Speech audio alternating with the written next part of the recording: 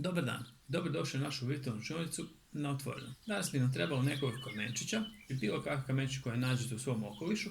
Pazite samo da nisu oštri, da se ne bi ozlijedili i da ne bi izgrebali papir na kojem radite. I pazite da nisu prljavi, da ne zamažete sebe i papir na kojem radite. Kad leptir otvori krila, on je u biti simetričan. Znači da mu je jedna strana jednaka zrcalno drugoj. Podijelio sam papir na pola, znači povukao sam crtu. I sad ono što radim na jednoj strani oblik, isti takav oblik, otprilike isti, napravim na drugoj strani.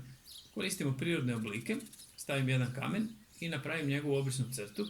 Znači ti oblici neće biti potpuno isti nikada i neće biti potpuno simetričan leptir, ali probajmo otprilike složiti ono što radimo na lijevoj strani i na desnoj i obratno. Malo kombiniramo veće, malo kombiniramo manje kamenčiće i otprilike će nastati nešto što podsjeća oblikom na leptira. Sad sam uzeo jedan od ovih zaobljenih kamenčića koji mi se svidio i njega ću iskoristiti njegovim obrisnim crtama složim nešto kao okvir oko leptira.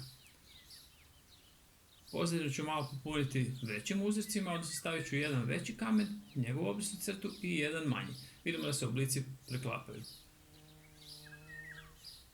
Sad ispunjavam crnom bojom sve ove plohice koje smo napravili za okvir leptira.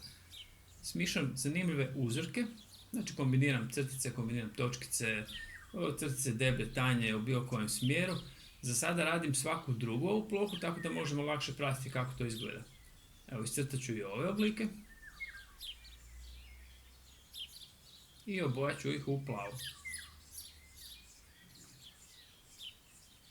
Sad ću popuniti još ostatak ovog okvira oko leptira koji smo radili. Evo vidimo hrpu uzoraka. Malo ću pojačati i ove crtice, odnosno proći ću iskistom da se više istaknu. I te plohe ću također popuniti različitim uzorcima crta. S crnom bojom iscrtavam ove obrise koje smo radili prije u obliku leptira. Napravio sam ih nekoliko s crnom i sad ću još nekoliko napraviti s plavom i s crvenom.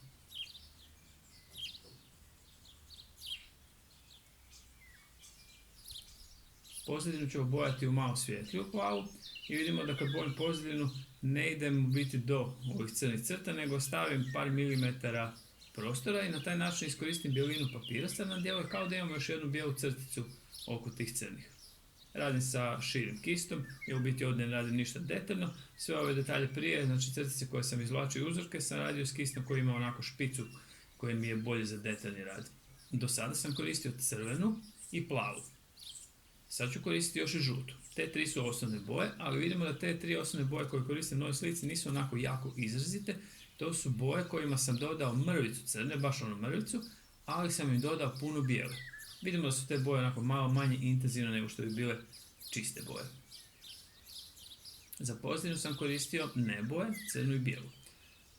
Dok smo radili leptira, ovo sve okolo se osušilo i sad ću ispuniti ove plohice koje su nam ostale okolo sa zanimljivim uzorcima crtica i točkica.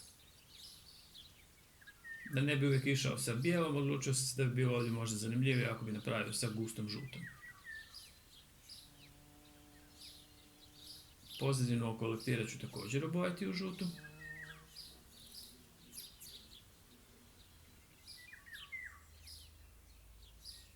Pozadinu oko leptira ću ispuniti zanimljivim uzorcima, ovaj put ću koristiti bijelu boju. Vidimo svaki put kad povučem neki potez da je svaki potez drukčiji od onog prije i da u biti nije neki veliki problem smisliti puno različitih zanimljivih uzoraka.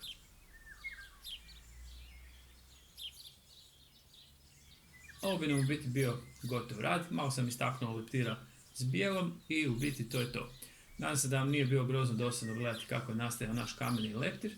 Probajte naći neke kamenčiće koji se vama sviđaju i složite njihove obrisne crte u nešto što bi vas podsjećalo na leptira i malo se poigramo s osnovnim bojama i uzorcima.